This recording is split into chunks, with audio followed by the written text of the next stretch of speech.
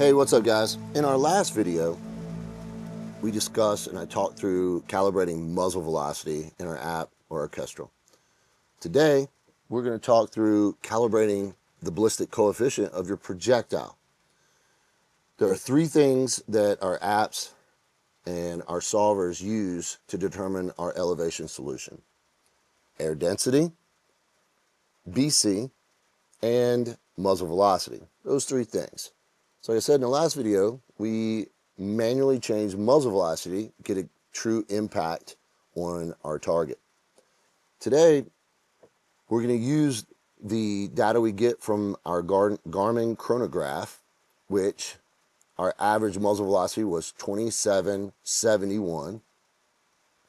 And instead of using a custom drag model like I talked about using in that last video, we're going to input the G7 BC of the Sierra Match King 142 grain, and which is 0.295. All right. So one of the advantages, or the entire reason for truing muzzle velocity versus, or correction, for truing BC instead of muzzle velocity is, well, now we have Doppler radar chronographs, the Garmin, that works and are very accurate. So now we're getting that air density from the Kestrel or from a weather center via our app, which is going to be pretty constant and accurate. So that leaves BC. And the reality is our barrels actually change BC. If you get a brand new barrel that's more restricted, that really tightens up on the bullet, it will increase the BC of the bullet in relation to what the manufacturer says it is. And the reality is sometimes a manufacturer's BC, rated BC, is not quite the same. You can go on Applied Ballistics library and see some of those discrepancies. Regardless, I know that 0.295 is going to be darn close. I'm going to use that to start off with.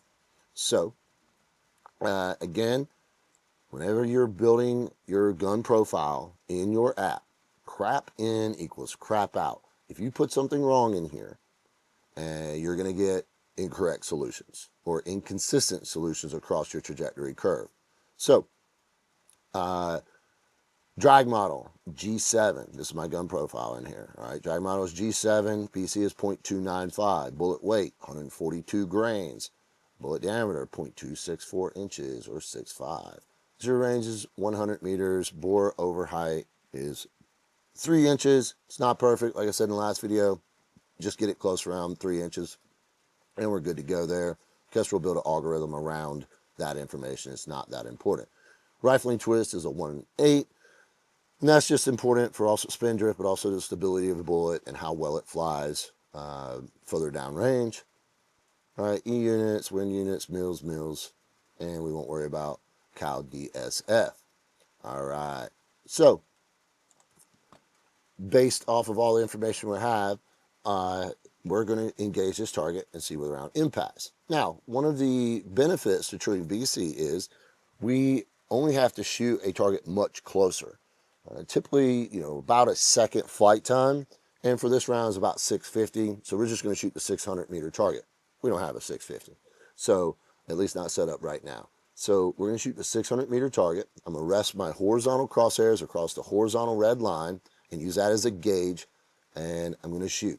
I'll shoot 3 to 5 rounds, maybe more if I need to, and get a nice good group either above or below that line, or if we're lucky, right on the line. That's fairly rare, but it does happen sometimes. And I'm going to go ahead and predict that this old gun, this barrel has over 5,000 rounds through it. Kudos to proof on that. And it still shoots great, it still keyholes, but it has slowed over time. As the barrel wore out, you lose pressure, you lose feet per second. When this barrel was brand new, this projectile would have probably came out of it, 60, 70 feet per second faster. This guy's getting pretty slow. So I'm going to predict that the BC is actually going to be lower than the 295 that Sierra Match King supplied us. So we're going to shoot a few and see where they hit. All right, well, as you can see in the video there, the 600-meter target is just left of the placard that says 600 meters. So again, I'm going to rest my horizontal crosshairs right across that horizontal line. Now we want to make note, there are 2 impacts already on that target. One right on the line, just left the center, and one just above the line, dead center. All right, so we don't want to confuse those. At 600, based on the information that we put in there, it's calling for 415. Right, so we're going to round it up to 4.2. So we'll shoot a few, like I said, horizontal crosshair laid on that horizontal red line on that 600-meter target. In the video, you can see the 600-meter target. It is just left of the 600-meter placard.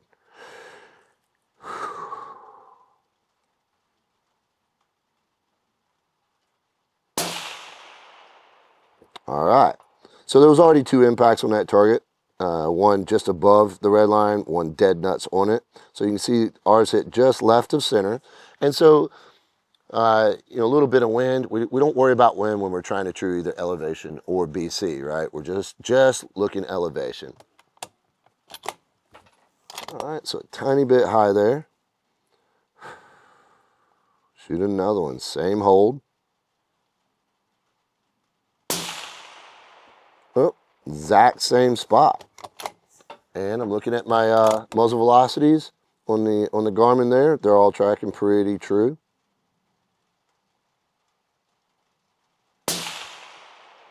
Another one, exact same spot. Let's just shoot one more for fun.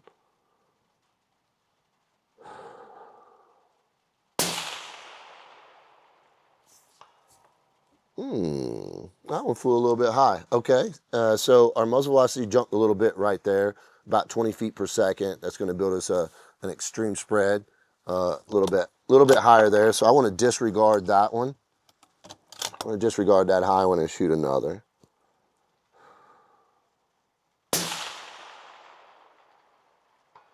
There we go. Another one right on that same group. So I want to measure it and see how much I need to come down.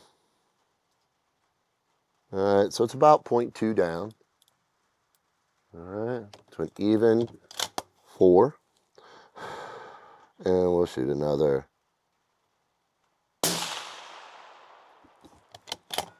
Another good hit there. That was right on the line. Whoop. I might have let that one sag there on the bag a little bit. That's a little bit low. Muzzle velocity was pretty good.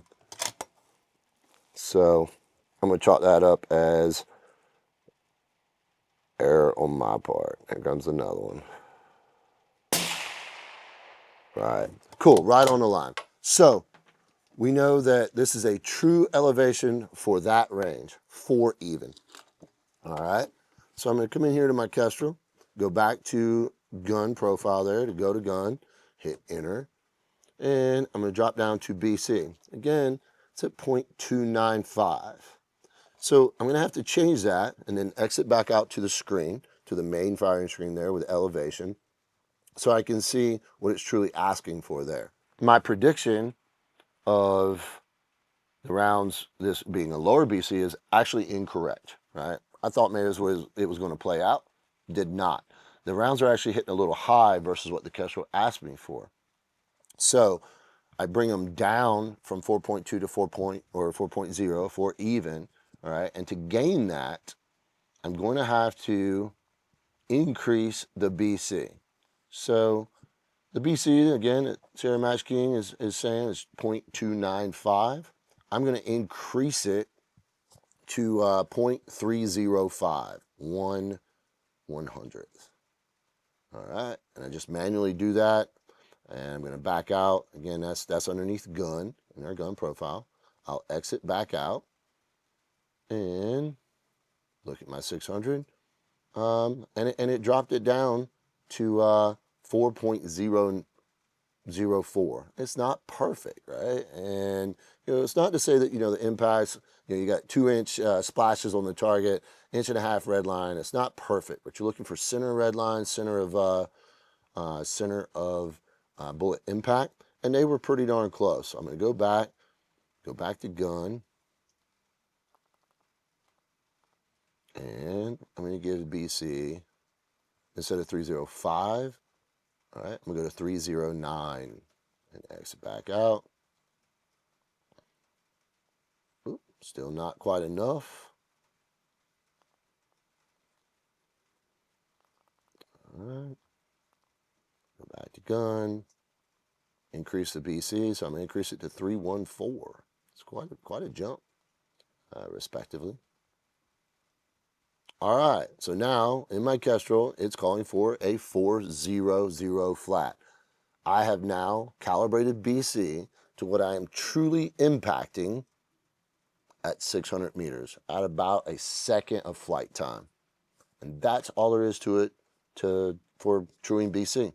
Very simple. Again, 3 variables: air density, it's what you're going to get from your weather meter or from your app and weather station. Your muzzle velocity, we got that from the Garmin, and then the BC, which we just manipulated or intentionally changed to match our true impact at 600 meters. That's all it really means. So now you do want to check it and make sure that it works at ranges beyond it and close to it. So let's go to, we'll shoot the 400. It's asking for a 2.01, so we'll dial up 2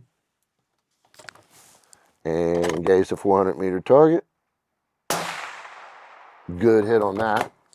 Let's go to beyond that at 700. That's calling for 5.24. So we'll dial up 5.2. Come up on our 700 meter target. That's a little bit low. Yep, little slide on the muzzle velocity. It's just a tiny bit low. All right, there's a good one right on the line. That's all there is to truing BC. Hope that helps.